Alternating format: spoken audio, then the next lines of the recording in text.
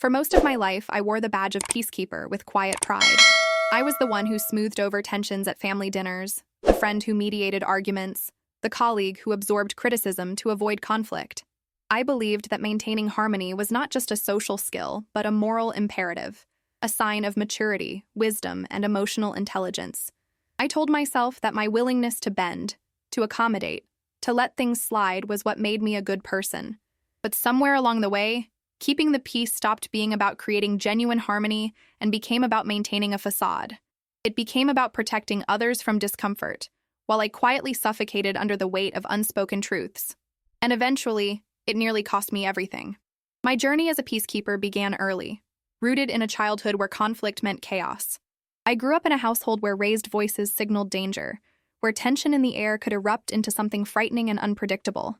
I learned quickly that my safety depended on my ability to read the room, to anticipate needs, to become small and agreeable when the emotional temperature rose.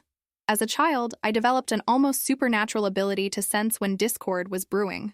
I could detect the subtle shift in my mother's tone, the tightening of my father's jaw, the way my siblings' energy changed when trouble was coming. And I became an expert at intervening, cracking a joke, changing the subject, taking blame for things I didn't do, anything to redirect the tension before it exploded. This survival strategy served me well in childhood. It earned me the title of the easy one, the child who never caused problems. Teachers loved me.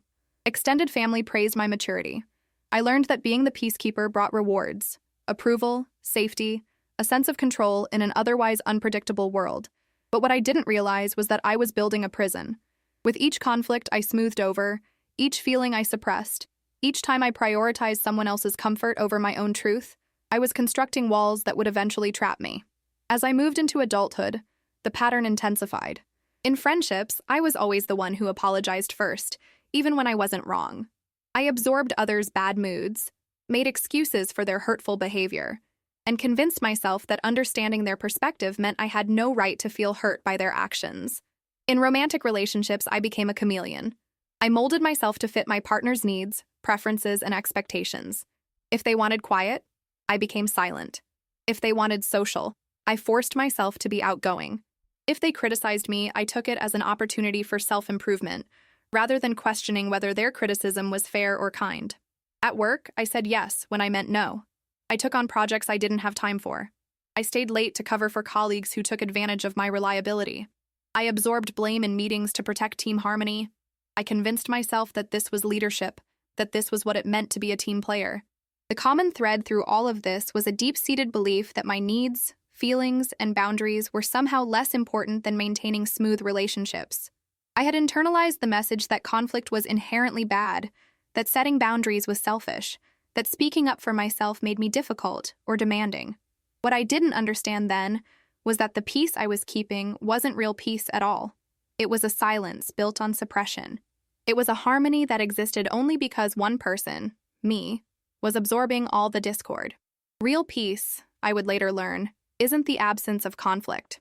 It's the presence of honesty, mutual respect, and genuine resolution. False peace, on the other hand, is what happens when we prioritize the appearance of harmony over the reality of it. It's when we sacrifice truth on the altar of comfort. The cost of maintaining this false peace began to manifest in my body and mind. I developed chronic anxiety, my nervous system constantly on high alert, scanning for potential conflicts I might need to prevent. I struggled with insomnia, lying awake at night replaying conversations, wondering if I'd said the wrong thing, strategizing how to fix relationships that felt perpetually on the verge of rupture. I experienced frequent stomach problems, headaches, and unexplained pains, my body's way of expressing what my voice wouldn't. I felt exhausted all the time, drained by the constant emotional labor of managing everyone else's feelings while neglecting my own. But perhaps the most insidious cost was the slow erosion of my sense of self. After years of prioritizing others' needs, I had lost touch with my own. I didn't know what I actually wanted, what I believed, what I needed. I had become so skilled at reading and responding to others that I had no idea who I was when no one was watching. The moment that changed everything happened on an ordinary Tuesday afternoon. I was in a relationship with someone who had a pattern of behavior that made me deeply uncomfortable. They would make cutting remarks disguised as jokes, dismiss my feelings when I tried to express hurt, and create situations where I felt I had to choose between my own well-being and their approval. For months, I had been performing my familiar dance, minimizing my hurt, making excuses for their behavior, telling myself that if I just communicated better or was less sensitive, things would improve. I kept the peace by swallowing my truth. On that Tuesday, after another incident that left me feeling small and unseen, I found myself sitting in my car in a parking lot, unable to go into my apartment. My chest felt tight. My hands were shaking. I couldn't catch my breath. I was having a panic attack, but it felt like more than that. It felt like my entire system was shutting down, rebelling against the continued suppression of my truth. In that moment of crisis, a thought emerged with crystal clarity. I am choosing this. I am choosing to stay in situations that harm me. I am choosing their comfort over my survival. And if I keep making this choice, it will destroy me. It was the wake-up call I needed. I realized that my commitment to keeping the peace had become a form of self-abandonment. I was so focused on not rocking the boat that I was drowning in the process. And the most terrifying part was that I had convinced myself this was love, this was loyalty, this was virtue. In the aftermath of that breaking point, I began the difficult work of changing my relationship with conflict and accountability. This meant fundamentally rewiring beliefs I had held my entire life. The first shift was understanding that accountability and harmony are not opposites. They're partners. Real, sustainable harmony is only possible when everyone in a relationship takes responsibility for their impact on others. When accountability is absent, harmony becomes a facade maintained through one person's silence and suppression. I had to learn that holding people accountable for their behavior wasn't cruel or punitive. It was actually an act of respect. It was treating them as adults capable of hearing difficult truths and making different choices. It was believing that our relationships could withstand honesty, that they could even grow stronger through it. This was terrifying at first. My entire identity had been built around being the easy one, the understanding one, the one who never made waves. The thought of speaking up, setting boundaries, naming harm when it occurred, felt like betraying who I was. But I was beginning to understand that the person I had been, the chronic peacekeeper, wasn't my true self. It was a survival mechanism I had developed as a child and carried into adulthood long past its usefulness. My real self, the one buried under years of people-pleasing, had needs, opinions, and boundaries, and she deserved to be heard.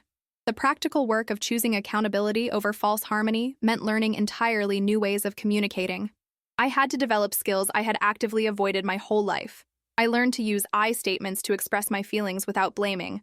I feel hurt when, instead of swallowing the hurt or attacking the other person. I practiced naming my boundaries clearly. I'm not available for that, rather than making excuses or over-explaining. I discovered that I could acknowledge someone's intentions while still holding them accountable for their impact. I understand you didn't mean to hurt me, and I also need you to know that your words were hurtful. This was revolutionary for me. The idea that both things could be true simultaneously, that I didn't have to choose between being understanding and protecting myself. One of the hardest lessons was learning to tolerate other people's discomfort. When I set a boundary or pointed out harmful behavior, the other person's reaction was often defensive, hurt, or angry. Every fiber of my being wanted to rush in and smooth it over, to take it back, to sacrifice my boundary to restore peace. But I was learning that their discomfort wasn't my responsibility to fix. People are allowed to feel uncomfortable when confronted with the consequences of their actions. In fact, that discomfort is often necessary for growth and change. By constantly rushing in to alleviate it, I had been robbing people of the opportunity to reflect, learn, and do better. Not everyone appreciated this new version of me. Some relationships that had felt stable when I was the perpetual peacekeeper began to crack when I started requiring accountability. Friends who had grown accustomed to me always being available, always saying yes, always accommodating their needs were confused and sometimes resentful when I started setting limits. "You've changed," they said, and it wasn't meant as a compliment. Family members who had relied on me to keep family dynamics smooth, to be the bridge between warring factions, to absorb criticism without complaint, found my new boundaries threatening to the family system. I was accused of being selfish, of creating unnecessary drama, of ruining family harmony. In romantic relationships, partners who had enjoyed the dynamic where I bent to their will, where they were rarely challenged or held accountable, suddenly found themselves in unfamiliar territory. Some rose to the occasion, did the hard work of examining their behavior, and our relationships deepened. Others couldn't or wouldn't, and those relationships ended. The pushback was painful. It would have been so easy to slip back into old patterns, to become the peacekeeper again. But I had seen too clearly what that cost. I knew I couldn't go back to abandoning myself, even if it meant losing relationships I valued. As I navigated this new territory, I had to learn an important distinction. Accountability is not the same as punishment or vengeance. This was crucial because in my eagerness to stop being a doormat, I sometimes overcorrected into harshness. True accountability is about creating awareness and opportunity for repair. It involves clearly naming harmful behavior, explaining its impact, and creating space for the other person to take responsibility and make amends. It's forward-focused, asking, how can we prevent this from happening again, rather than backward-focused blame. Punishment, on the other hand, is about making someone suffer for their transgression. It's about inflicting emotional pain as retribution. While this might feel satisfying in the moment, it doesn't actually create the conditions for growth or genuine repair. I had to examine my motivations when holding others accountable. Was I trying to create understanding and positive change? Or was I trying to make them feel as bad as they'd made me feel? The former builds healthier relationships. The latter just perpetuates cycles of harm. This also meant being willing to be held accountable myself. I had to acknowledge the ways my chronic peacekeeping had actually harmed my relationships, how my failure to communicate my needs had led to resentment, how my people-pleasing had created false impressions of who I was and what I wanted, how my conflict avoidance had allowed small issues to fester into large ones. Real accountability is reciprocal. It's not about one person always being wrong and the other always being right. It's about all parties taking responsibility for their contributions to relationship dynamics, both healthy and unhealthy. As I became more comfortable choosing accountability over false peace, I noticed profound changes in my life. The most surprising was that my relationships didn't fall apart as I'd feared, at least not the healthy ones. The relationships that survived this transition became deeper, more authentic, and more resilient. When I started showing up as my full self, expressing my needs and feelings honestly, and requiring mutual respect and accountability, I created space for real intimacy. My loved ones got to know the real me, not the carefully curated version designed to keep everyone comfortable. Conflicts, when they arose, became opportunities for growth rather than catastrophes to avoid. I learned that relationships could survive disagreement, that speaking difficult truths didn't mean the end of connection, that repair was possible and even strengthened bonds. The relationships that didn't survive this shift were, I came to understand, built on an unhealthy foundation. They had required my self-abandonment to function. Losing them was painful, but it also created space for relationships based on mutual respect and authentic connection. My physical and mental health improved dramatically. The chronic anxiety that had plagued me for years lessened significantly when I stopped trying to control and prevent every possible conflict. My body relaxed when I stopped suppressing my truth. I slept better. I had more energy. I felt more present in my own life. Perhaps most importantly, I began to reclaim my sense of self. As I practiced honoring my own needs, expressing my own opinions, and defending my own boundaries, I started to remember who I was beneath all the people-pleasing. I discovered interests I'd suppressed, opinions I'd hidden, parts of myself I'd deemed unacceptable because they might create conflict. I won't pretend that choosing accountability over false harmony is easy, or that I've perfected it. Years of conditioning don't disappear overnight. I still sometimes feel that old familiar pull to smooth things over, to make myself small, to prioritize someone else's comfort over my own truth. The difference now is that I recognize it. When I feel that impulse rising, I can pause and ask myself, am I keeping real peace here? Or am I maintaining false harmony? Am I speaking my truth? Or am I abandoning myself? Will this serve the relationship in the long run, or just in this moment? Sometimes, after careful consideration, I still choose to let something go. But now it's a conscious choice made from a place of strength rather than an automatic response driven by fear. I can distinguish between picking my battles wisely and chronically suppressing myself. I've also learned that accountability doesn't always mean confrontation. Sometimes it means quietly removing myself from situations or relationships that aren't serving me. Sometimes it means setting a boundary without lengthy explanation.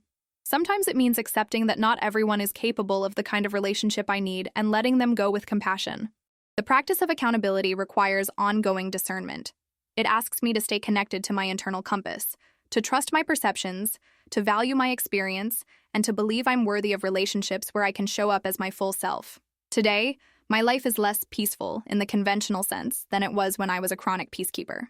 There are more difficult conversations, more moments of tension, more times when I have to sit with the discomfort of not knowing how someone will respond to my honesty. But there's also a deeper, more authentic peace. The peace that comes from living in alignment with my values, from honoring my truth, from being in relationships where I'm truly known and accepted. It's the peace of not constantly monitoring and managing everyone else's emotions. It's the peace of knowing that the harmony in my relationships is real, built on a foundation of honesty and mutual respect rather than my silence and suppression. This kind of peace isn't about avoiding conflict. It's about engaging with conflict in healthy, productive ways. It's about trusting that relationships can withstand honesty, that people who truly love us want to know when they've hurt us, that growth often happens in the uncomfortable spaces. I've come to see that choosing accountability over false harmony isn't selfish or cruel. It's actually an act of faith in ourselves and others. It's believing that we deserve to be heard, that our relationships can handle truth, that people are capable of growth and change when given the opportunity. If you recognize yourself in my story, if you've spent your life keeping the peace at the cost of your own well-being, I want you to know there is another way. You don't have to choose between connection and authenticity. You don't have to abandon yourself to maintain relationships. You are worthy of being heard, known, and respected. The path from chronic peacekeeping to healthy accountability isn't easy. It will challenge everything you've believed about yourself and relationships. You may lose people you thought would be in your life forever. You will be uncomfortable. You will doubt yourself. You will wonder if you're being too demanding, too difficult, too much. But on the other side of that discomfort is a life where you get to be fully yourself, where your relationships are built on truth rather than suppression, where the peace you create is real and lasting. And that, I can tell you from experience, is worth every difficult conversation, every lost relationship, every moment of doubt. Because a life lived in truth, even with its conflicts and complications, is infinitely more precious than a life lived in the suffocating silence of false peace. You deserve relationships that can hold all of you, your needs, your boundaries, your truth. And it starts with the radical act of choosing accountability, of believing you're worth speaking up for, of trusting that real harmony can only be built on a foundation of honesty. The peace I almost lost my life trying to keep was never mine to maintain. Real peace, I've learned, isn't kept. It's created, together, through the brave and messy work of showing up honestly, holding each other accountable, and choosing authentic connection over comfortable facades.